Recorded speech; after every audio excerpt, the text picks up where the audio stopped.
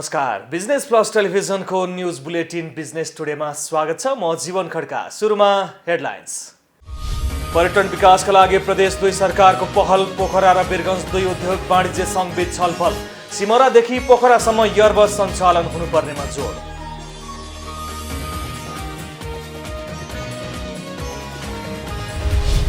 कोभिडको कारण देखाउँदै रेटिङ कम्पनी फिचले स्थगित गर्यो रेटिङको काम। नेपालको 60 निर्धारणको काम पर धकेलियो।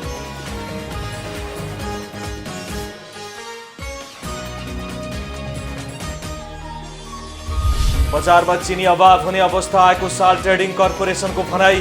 3500 टन मात्र बाँकी। असोजमै थप चिनी आयातका लागि मन्त्रालयमा पत्राचार गरे पनि कुनै निर्णय हुन सकेन। व्यापारीहरूको मनोमानीका कारण डडेलधुराका किसान चिन्तित। किसानले तरकारीको उचित मूल्य पाउन सकेनन्। उपभोक्ता भने महँगो मूल्य तिर्न बाध्य।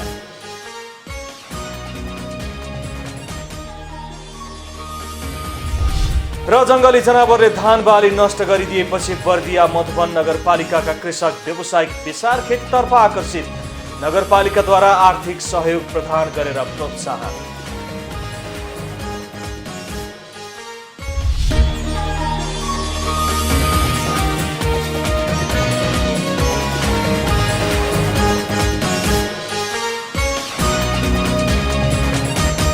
बिजनेस टुडेको सुरुमा पर्यटन व्यवसाय सम्बन्धी समाचार।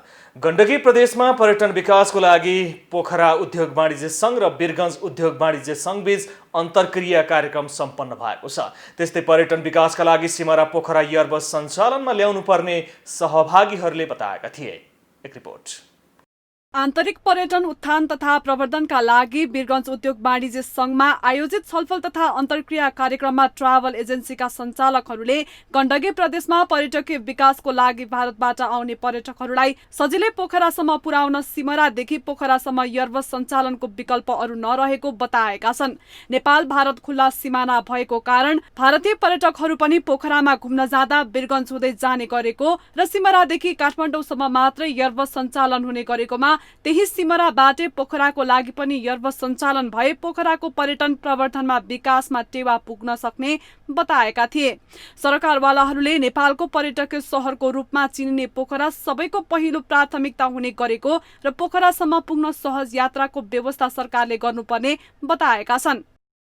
पोखरा जाने तिनीहरूको फर्स्ट चोइस हुन्छ। चोइस चाहिँ फर्स्ट चोइस पोखरा हुन्छ। तर हामीलाई पनि बाध्यता भएर पनि हामीले केही मिलाउन सक्दैनौँ, किनभने आज गाडीले पठायो भने राति पुग्छ, भोलि एक दिनमा कसरी घुम्ने। त्यसले गर्दा पोखराको लागि यो घाटा हो। र म विगत 10 वर्षदेखि जति पनि कार्यक्रममा गएको छु त्यो कार्यक्रममा मैले कुरा मात्र हेरेँ, त्यसको केही भनिन्छ नि रिजल्ट आएन। जसरी सिमराबाट पोखरा उडान गर्ने यो मैले हरेक कार्यक्रममा विगत 10 वर्ष 15 वर्षदेखि सुन्दै आएको छु, तर आजसम्म पहल भएको छैन।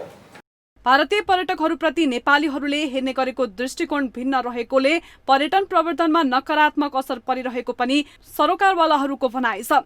पर्यटन विकासको लागि भारत लगायत कुनै पनि मुलुकबाट आउने पर्यटकहरूलाई स्वागत तथा उनीहरूलाई आदर सम्मान गर्न सक्नुपर्ने वीरगञ्ज उद्योग वाणिज्य सङ्घका उपाध्यक्ष सुबोध गुप्ताले बताएका छन्। सबभन्दा बढी खर्च गर्ने शक्ति भएको भारतीय पर्यटकहरू हो मित्रहरू। हामीले गोरे टुरिज्मलाई पनि हेरेको छौँ। पाउरोटी र चिया भन्दा बढी उहाँहरू गर्नु हुँदैन। उहाँको बिल 500 को हुन्छ भने 5000 को बिल इन्डियन टुरिज्महरूले दिएर जान्छ। हाम्रा मित्रहरूले भनिराख्नु भएको छ आज 2 रूपमा खोलिराखेको छ। किन हो त? नेपाल सरकारले किन हो त आजसम्म यसको निर्णय गर्न नसक्नु र हाम्रा प्रदेश सरकारले पनि यसको लागि दबाब दिन नसक्नु? यसको लागि दबाब हुनुपर्छ मित्रहरू। जब मान्छेहरू आइराखेका छन् गइराखेका छन् नेपाली गाडीहरू इन्डियासम्म पुग्ने र इन्डियन गाडीसम्म नेपालमा पुग्ने किन यस्ता वातावरणबाट किन यहाँका आम नागरिकहरू वञ्चित भइराखेका छन्? प्रदेश 2 का उद्योग पर्यटन तथा वातावरण राज्य मन्त्री सुरेश कुमार मण्डलले जनकपुरदेखि पोखरा एयरबस चाँडै सञ्चालनमा हुने बताएका छन्। त्यस्तै जनकपुरदेखि पोखरासम्म एयरबस सञ्चालनको लागि कन्फरेन्स भइसकेको मण्डलको भनाइ छ। त्यस्तै प्रदेश 2 सरकार पर्यटन विकासको लागि गण्डकी प्रदेश सरकारसँग पनि सहकार्य गर्दै अघि बढ्ने बताएका छन्। टुरिज्मको अर्थ खाली आनन्द मात्र होइन।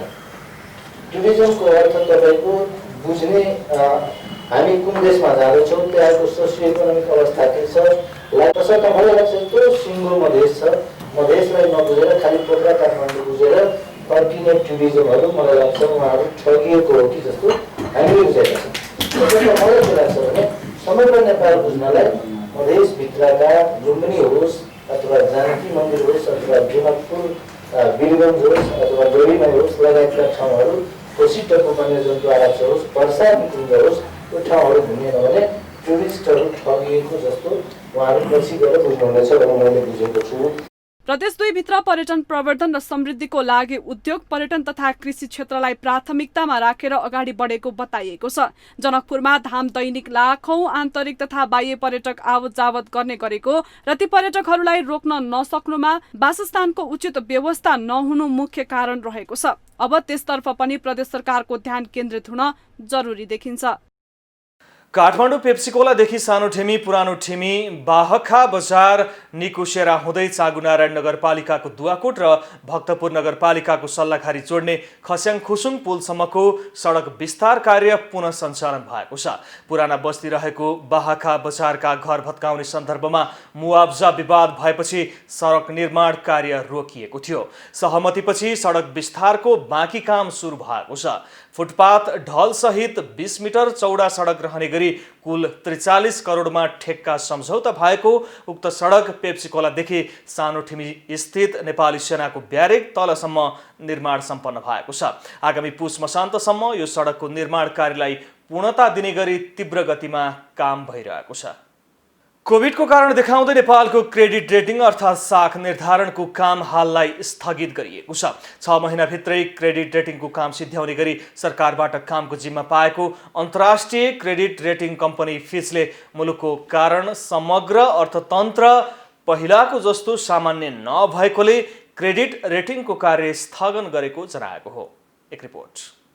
कोभिडको कारण देखाउँदै नेपालको क्रेडिट रेटिङ अर्थात् साख निर्धारणको काम हाललाई स्थगित गरिएको छ।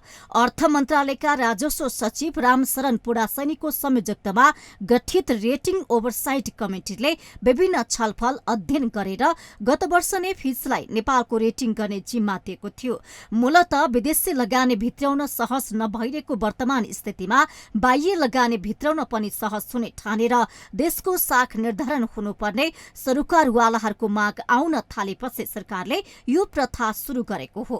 देशको रेटिङले अन्तर्राष्ट्रिय बजारबाट ऋण ल्याउन र ऋण पत्र बिक्री गर्न सहज गर्ने आधार तयार पार्ने कमिटीको भनाइ रहेको छ। यसरी देशको साख निर्धारण गर्दा मुलुकभित्र भएको आर्थिक क्रियाकलापको तथ्याङ्क, आर्थिक समृद्धिको अवस्था, मुलुकको अर्को देशसँगको व्यवहार र लेनदेन गर्दा गरिएको भुक्तानी लगायतका विषयलाई समेत विश्लेषण गर्ने गरिन्छ। नेपालले पहिलो पटक देशको रेटिङ गर्ने अभ्यास गरेको हो। अन्तर्राष्ट्रिय स्तरमा सार्वभौम रेटिङले देशको वास्तविक अवस्थाको चित्रण गर्न सहयोग पुर्याउने विज्ञहरू बताउँछन्। यस्तो खाले रेटिङले मुलुकमा लगानी गर्दा जोखिम निर्धारण गर्छ। साथै यसले देशको साख निर्धारण गर्नुका साथै जोखिमको स्तर निर्धारण समेत गर्छ। नेपालमा पटक पटक लगानी सम्मेलन भए। हरेक सम्मेलनमा लगानी प्रतिबद्धताको ओइरो लागे पनि प्रतिबद्धता अनुसार लगानी भने भित्रिएन। गत आर्थिक वर्षमा भएको लगानी सम्मेलनमा विदेशी लगानीकर्ताहरूको मुख्य प्रश्न नै नेपालको रेटिङ खोइ भन्ने थियो। अन्तर्राष्ट्रिय स्तरमा मुडीज, फिच र स्ट्यान्डर्ड एन्ड पुअर्स रेटिङ एजेन्सीले मुलुकको साख निर्धारण गर्दै आएकोमा नेपालले तिनीहरू मध्येबाट फिच कम्पनीलाई छनौट गरेको थियो। राजस्व सचिव पुडासैनीको संयोजकतामा गठित रेटिङ कम्पनी छनौट कमिटिका सदस्यहरूमा राष्ट्र बैंकका डेपुटी गभर्नर शिवा कोठी, बीमा समितिका अध्यक्ष, धितो पत्र बोर्डका अध्यक्ष र केन्द्रीय तथ्याङ्क विभागका प्रमुख छन्। साथै परामर्शदाताका रूपमा स्ट्यान्डर्ड चार्टर बैंक सिङ्गापुर पनि रहेको छ। सार ट्रेडिङ कर्पोरेसनले सहुलियत भन्सार दरमा आयात गरेको 20,000 मेट्रिक टन चिनीको स्टक सकिन लागेको जनाएको छ। 20,000 मेट्रिक टनमा अब 3500 टन चिनी मात्र बाँकी रहेको सार ट्रेडिङका सूचना अधिकृत कुमार राज भण्डारीले बताउनु भएको छ। बजारको भन्दा सहुलियत दरमा प्रति केजी 70 रुपियाँमा बिक्री गरेका कारण कर्पोरेसनमा चिनीको माग उच्च रहँदै आएको थियो। सहुलियत दरमा एकजनालाई 15 किलोसम्म दिने भनिए पनि स्टक कम भएकोले अब 5 किलो मात्र दिने समेत साल ट्रेडिङ कर्पोरेसनले जनाएको छ। साल ट्रेडिङबाट गत वर्षका दशैं तिहारमा मात्र 30,000 मेट्रिक टन चिनीको खपत हुँदै आएको थियो। यस वर्ष दशैं तिहारका लागि 50,000 मेट्रिक टन चिनी आयातका लागि मन्त्रालयमा पत्रचार गरे पनि 20,000 मेट्रिक टनको मात्रै स्वीकृति पाएको थियो। साल ट्रेडिङले थप 30 मेट्रिक टन चिनी आयातका लागि अर्थ मन्त्रालयमा पत्राचार गरिसकेको छ।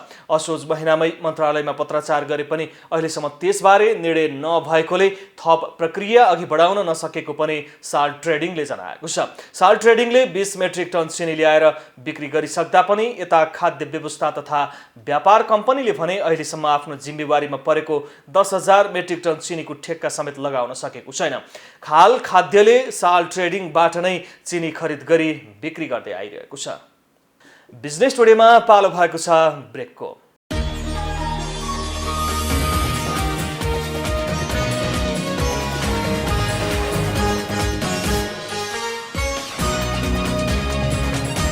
बिजनेस टुडेमा पुनः स्वागत छ। अब बाँकी समाचार।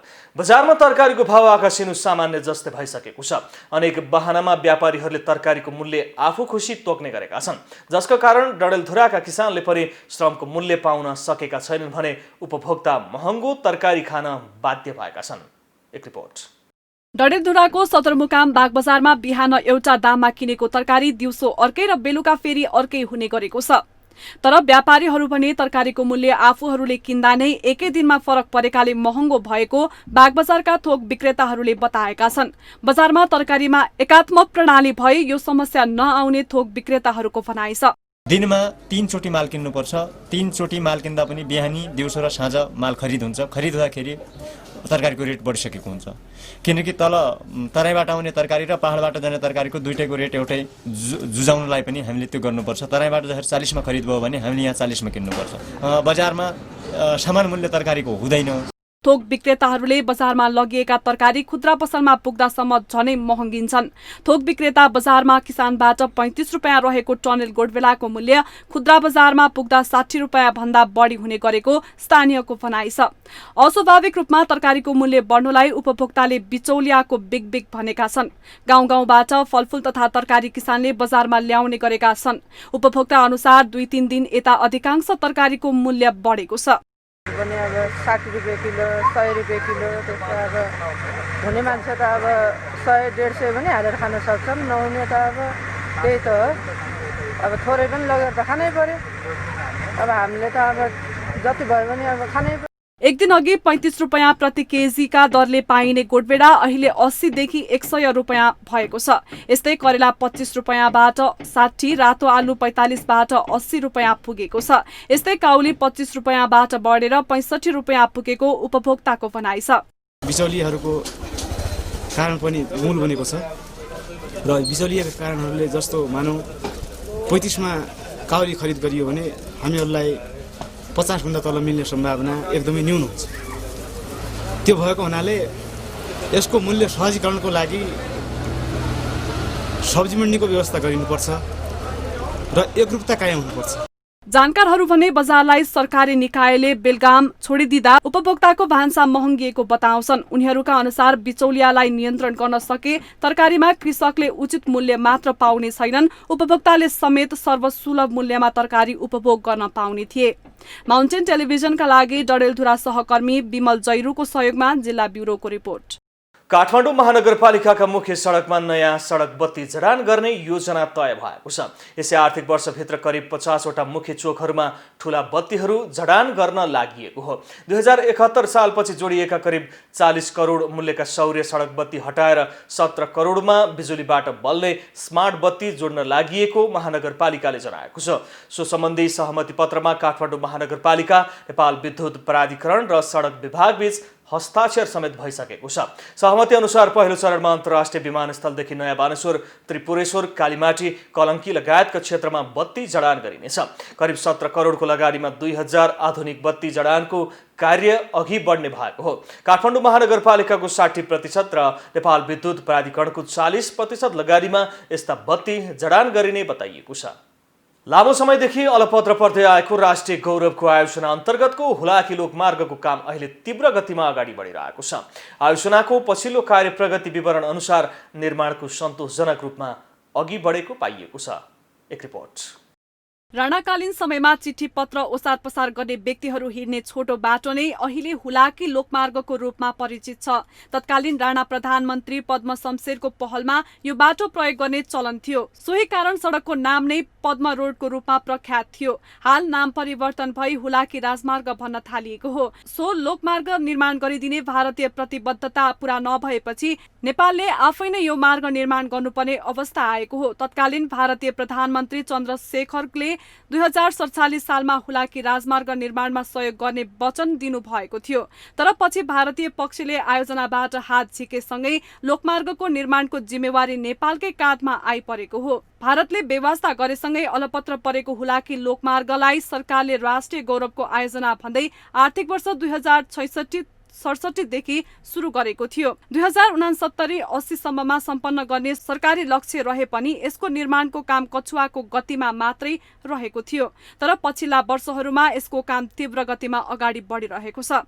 अझ प्रधानमन्त्री केपी शर्मा ओलीले राष्ट्रिय गौरवका आयोजनाका कामलाई अगाडि बढाउन निर्देशन दिएसँगै लोकमार्ग निर्माणको काम तीव्र गतिमा अगाडि बढेको छ। सडक विभाग अन्तर्गतका राष्ट्रिय गौरवका सडक आयोजनाहरूको प्रथम चौमासिकमा हुलाकी राजमार्ग आयोजनाले सबैभन्दा राम्रो काम गरेको देखिन्छ। तराईको लाइफलाइन मानिने यो आयोजना 21 जिल्लाका गाउँ बस्तीलाई समेट्दै बनिरहेको छ। हाल हुलाकी लोकमार्गको भौतिक प्रगति 57% रहेको छ भने वित्तीय प्रगति पनि सोही अनुपातमा रहेको छ। यो परियोजनाको सुरुको लागत 47 अर्ब अनुमान गरिएको थियो, तर अहिले लागत संशोधन गरी 65 अर्ब 20 करोड पुगेको छ।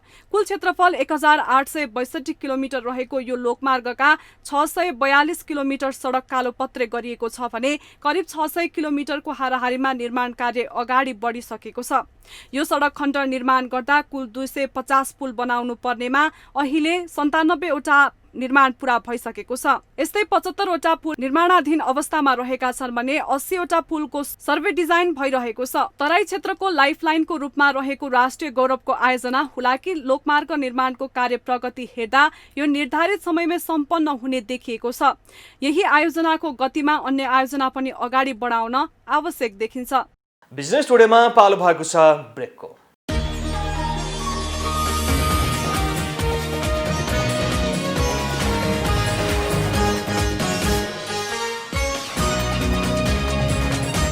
कोरोना महामारीका कारण स्वदेश फर्किएका पाल्पाका युवाहरूले आलु खेतीको सुरुवात गरेका छन्। वैदेशिक रोजगारीमा रहेका यी युवाहरूले स्थानीय सरकारको सहयोगमा सामूहिक आलु खेती गरेका हुन्। एक रिपोर्ट। रामपुर नगरको सहयोगमा 20 जना युवाहरूको संयुक्त लगानी र प्रयासमा झण्डै 100 रोपनी क्षेत्रफलमा युवाहरूले आलु खेती गर्न थालेका हुन्। यसअघि रामपुर क्षेत्रमा मात्र अन्यत्रबाट करिब 7 करोड रुपैयाँको आलु आयात गरी खपत हुने गरेको थियो। रामपुरमा हुने आलु आयात प्रतिस्थापन हुने गरी काम अघि बढेको छ। यसका लागि कम क्षेत्रफलमा बढी उत्पादन लिन सकिने जनकदेव बिउ र उत्पादन लागत कम गर्न मेसिनको प्रयोगमा स्थानीय सरकार कृषि ज्ञान केन्द्रले सहयोग समेत गरेको छ। उत्पादित वस्तुको बजारीकरण भण्डारणका लागि स्थानीय सरकारले व्यवस्थापन गर्ने जिम्मेवारी लिएपछि करिब 100 कृषकहरू व्यावसायिक आलु खेतीमा लागि परेका छन्। स्थानीय तहमै रोजगारीको अवसर सृजना गर्ने उद्देश्यले व्यावसायिक आलु खेतीबाट सुरुवात गरेको स्थानीय युवा यमबहादुर भुजेलले बताउनुभयो। कोभिड-19ले गर्दा सबै चाहिँ युवाहरू विदेशबाट चाहिँ स्वदेश आउनु भएको र यसैलाई पनि अलिकति रोजगारको लागि पनि अवसर पनि हुने र यसलाई पनि हामीले चाहिँ एउटा कृषिमा पनि केही परिवर्तन ल्याउन सकिन्छ कि भनेर हामी युवाहरू 20 जना युवाहरू टोलीले र बिजेपी कृषि सहकारीको संयोजकत्वमा हामीले चाहिँ यो सेरा 7 विषयमा करिब 600 रोपनीको बलक क्षेत्र छ। उक्त बलक क्षेत्रमा अहिले 80 रोपनी बराबरको जग्गामा आलु लगाएका छौँ। जापानबाट स्वदेश फर्किनु भएका युवा बद्री लम्सालका अनुसार विदेशको रोजगारी भन्दा स्वदेशको कृषि व्यवसाय नै राम्रो भएकोले व्यावसायिक कृषिको थालनी गरिएको हो। कृषिमा नै बढी प्राथमिकता दिउँ भन्ने सबैको सल्लाह बमोजिम। हाम्रो विशेष अहिले यही रामपुर नगरपालिका प्रदेश नम्बर 5 को चाहिँ आलु पकेट क्षेत्र घोषणा भए लगतै हामी यस रामपुर नगरपालिकालाई चाहिँ पुग्ने आलु चाहिँ हामी यही फिल्डमा चाहिँ उत्पादन गऱ्यौँ भने कमसेकम हामी यही रामपुर नगरपालिकालाई बाहिर इन्डिया अर्थात् अन्य तराईबाट अन्य अर्थात् नेपालकै नभइकन पनि विदेशबाट आउने आलु कम भयो अर्थात् ल्याउन आउन नसक्ने अवस्था भयो भने यहाँको पैसा यही नै रहने, अन्य क्षेत्रमा लगानी भएर विकास होला भन्ने सानो सोचाइ हो। स्थानीय सरकारले व्यावसायिक खेतीलाई जोड दिएको नगरका प्रवक्ताले बताउनु भयो। नगरपालिकाको 1 वार्ड 1 उत्पादन अन्तर्गत यो वार्ड नम्बर 6 को 1200 रोपन जग्गामा हामीले आलु खेती गरिरहेका छौँ। वडाको 4 लाख रुपैयाँ र नगरपालिकाको अन्य रकम नगरपालिकाको सहयोगमा र ज्ञान केन्द्र पाल्पाको सहयोगमा यहाँ आलु पलक परेको छ र हामीले झन्नै यस वर्ष 11 देखि 12 लाख किलो उत्पादन गर्ने लक्ष्यका साथ 1100 बोरा हामीले आलु वितरण गरेका छौँ। रामपुर नगरले जस्तै अन्य स्थानीय सरकारले पनि व्यावसायिक आलु खेतीमा जोड दिने हो भने रोजगारीको सृजनाको साथै जमिनको उपयोग पनि हुने पक्का छ। यस्तै युवा शक्तिको स्वदेशमै हुने सम्भावना पनि बढेर जान्छ। प्रकाश नेपालको सहयोगमा जिल्ला ब्युरोको रिपोर्ट। जंगली जनावरले धानबाली नष्ट गरिदिएपछि बर्दियाको मधुवन नगरपालिकाका कृषक व्यावसायिक बेसार खेतीतर्फ आकर्षित भएका छन्। उत्पादन भएको धान जनावरले नष्ट पारिदिएपछि मधुवन नगरपालिका वडा नम्बर 1 का 75 जना किसानले बेसार खेती सुरु गरेका हुन्। एक रिपोर्ट। मधुवन नगरपालिकाको बेसार खेती पकेट क्षेत्र विस्तार योजना अनुसार नगरपालिकाको अनुदान र लुथन ओल्ड रिलिफको आर्थिक सहयोगमा नगरपालिकाका किसानहरूले बेसार खेती सुरु गरेका हुन्। दलित महिला उत्थान संघद्वारा सञ्चालित आर्थिक सशक्तिकरणका लागि सिप तथा उद्यमशीलता विकास परियोजना अन्तर्गत किसानहरूले बेसार खेती गरिरहेका छन्। मधुवन नगरपालिका वडा नम्बर 1 का 75 जना किसानले करिब 14 बिघा जमिनमा बेसार खेती गरेका छन्। परम्परागत रूपमा गरिने धानमा जंगली जनावरले क्षति पुर्याएपछि किसानहरू बेसार खेतीमा आकर्षित भएका हुन्। आगामी दिनमा यो खेती गर्न निमित्त चाहिँ अब नगरपालिकाले चाहिँ मसिनहरूको उपलब्ध गराइदिने चाहिँ भने एउटा प्रतिबद्धता चाहिँ गर्नु छ यहाँ सरले पनि र अलिकति यहाँ जंगली जनावरले नखाने र यसो नक्सानीबाट अलिकति बस्ने हुने चाहिँ यो बेसार खेती चाहिँ उपयुक्त छ। शीतल हजुरको यो छोरुवा गाई सबै खाइदिन्थ्यो, एकदम पीडितमै थिए। अब यो सालदेखि बेसार लगाएको छु, अहिले त एकदम राम्रो छ, अहिले खुसी छु। सामूहिक रूपमा बेसार खेती गरिएकोले यसलाई विस्तार गरी आगामी वर्ष 20 बिघा बेसार लगाउने योजनामा नगरपालिका रहेको छ। नगरपालिकामा 10 वटा पकेट क्षेत्र रहेको र त्यसमध्ये बेसार खेतीलाई पहिलो प्राथमिकता दिएर अगाडि बढेको नगरपालिकाका कृषि शाखा प्रमुख एकराज ओलीले बताउनुभयो। नगरपालिकाले बेसार खेतीमा किसानहरूलाई प्रोत्साहित गर्न बिउ समेत उपलब्ध गराएको छ। आर्थिक वर्षमा हाम्रो मधुवनमा 10 वटा पोकेट छ, जसमध्ये एउटा चाहिँ बेसारको 15 बिघामा पोकेट बनाउने र त्यो उत्पादित वस्तुलाई चाहिँ सहकारी मार्फत प्रशोधन गर्ने मेसिनहरू चाहिँ दिने उहाँहरूलाई र अनि उत्पादनमा आवश्यक पर्ने मल र विषादी र प्रविधि चाहिँ हामीले दिने कार्यक्रम रहेको छ। बेसार खेती सुरु भएपछि नगरपालिकाले अनुगमन समेत गरेको छ। शुद्ध बेसार उत्पादन गरी बजार पठाउने र किसानहरूको आर्थिक जीवन बढाउने उद्देश्यले नगरपालिकाले किसानहरूलाई बेसार खेतीतर्फ आकर्षित गरेको हो। इलामको इलाम नगरपालिका 7 मा निर्माण गरिएको महिला चिया मजदुरको शालिगको शिलान्यास गरिएको छ। इलाम नगरपालिकाद्वारा निर्माण गरिएको शालिगको नगरपालिकाका मेयर महेश बस्नेत र उपमेयर सुशीला नेमाङद्वारा संयुक्त रूपमा शिलान्यास गरिएको हो। इलामको इतिहास बोकेको चिया र टिप्ने मजदुरको सम्मान स्वरूप शालिगको निर्माण गरिएको नगरपालिकाले जनाएको छ। पहिला सो स्थानमा राजाको शालिग थियो, तर गणतन्त्र आएपछि चिया टिप्ने मजदुरको शालिग निर्माण गरिएको नगरपालिकाको भनाइ छ। शालिग इलामका कलाकार विष्णु श्रेष्ठले निर्माण गर्नुभएको हो। बुलेटिनको अन्त्यमा अहिलेसम्मका हेडलाइन्स। पर्यटन विकासका लागि प्रदेश 2 सरकारको पहल, पोखरा र वीरगञ्ज 2 उद्योग वाणिज्य सङ्घबीच छलफल, सिमरादेखि पोखरासम्म एयरबस सञ्चालन हुनुपर्नेमा जोड।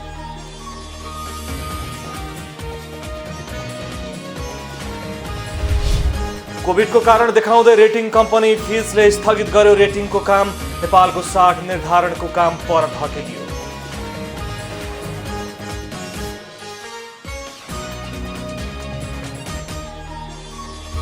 बजारमा चिनी अभाव हुने अवस्था आएको साल ट्रेडिङ कर्पोरेसनको भनाई 3500 टन मात्र बाँकी। असोजमै थप चिनी आयातका लागि मन्त्रालयमा पत्राचार गरे पनि कुनै निर्णय हुन सकेन। व्यापारीहरूको मनमानीका कारण डडेलधुराका किसान चिन्तित। किसानले तरकारीको उचित मूल्य पाउन सकेनन्। उपभोक्ता भने महँगो मूल्य तिर्न बाध्य।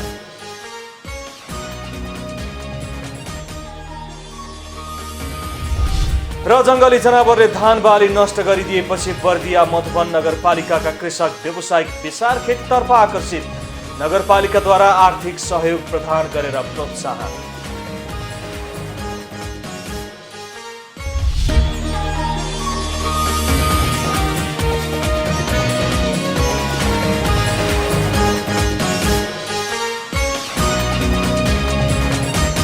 बिजनेस टुडे अहिलेलाई यति नै। हेर्दै रहनुहोला business plus television. Business plus, business fast. नमस्ते।